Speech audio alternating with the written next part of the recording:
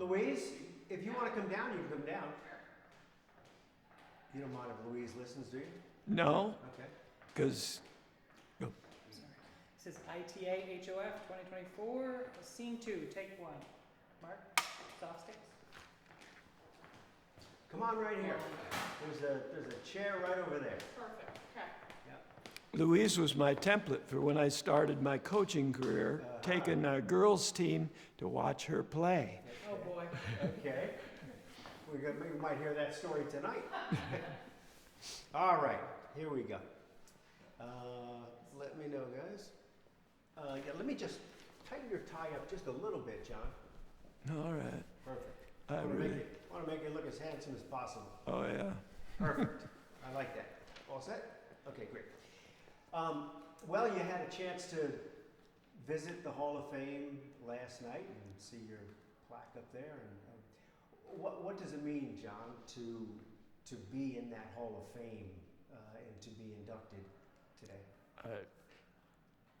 Impossible to put into words. Who would have ever thought it?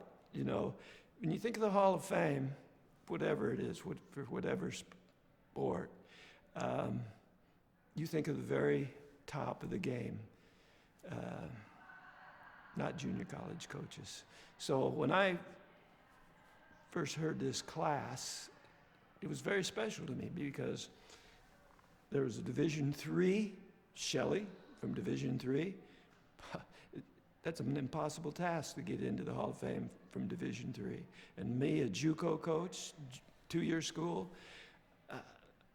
I couldn't fathom it. And then to know, you know, I was in San Antonio for quite a while, and that lady sitting over there, Louise Allen, I used her for the template, how to play, and their coaches were my mentors. I worked for them, with them.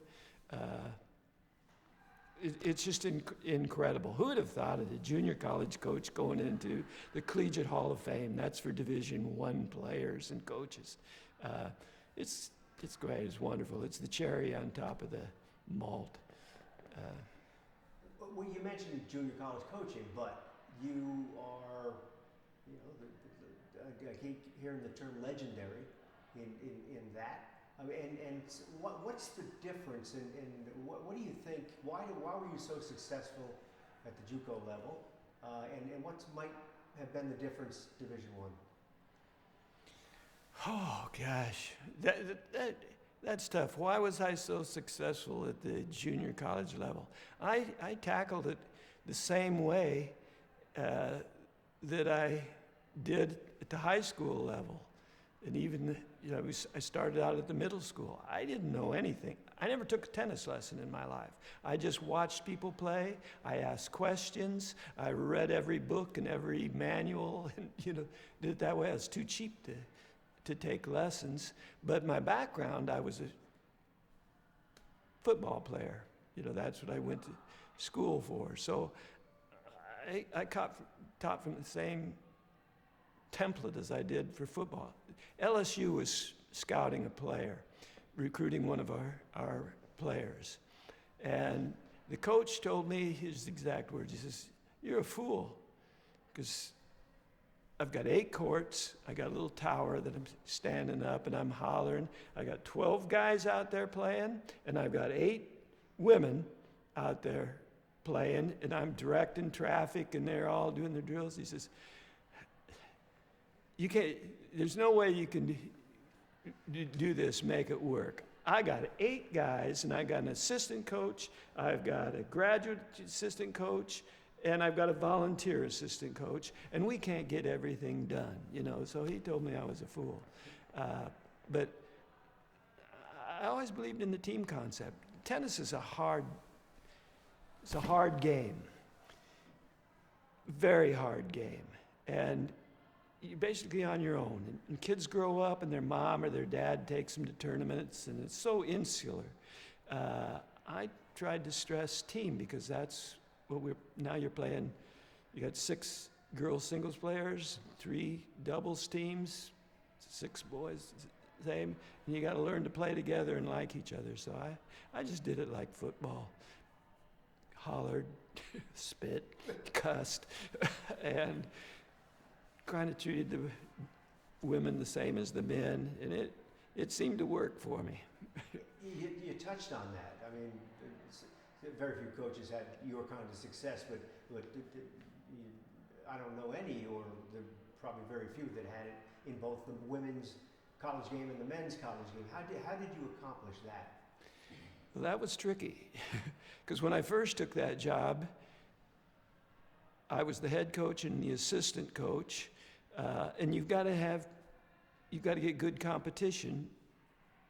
I scheduled a lot of my wife's sitting back behind me, and she had a job as a research chemist, but sometimes she had to take off because you got to take the women's team. I've got 2 matches going on in different ways.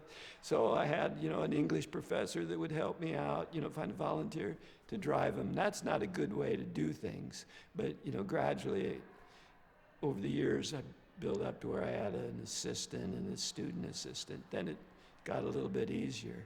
But it was awkward for a while, but we got it sorted out. And I think my wife has a winning record. Her record might be better than mine.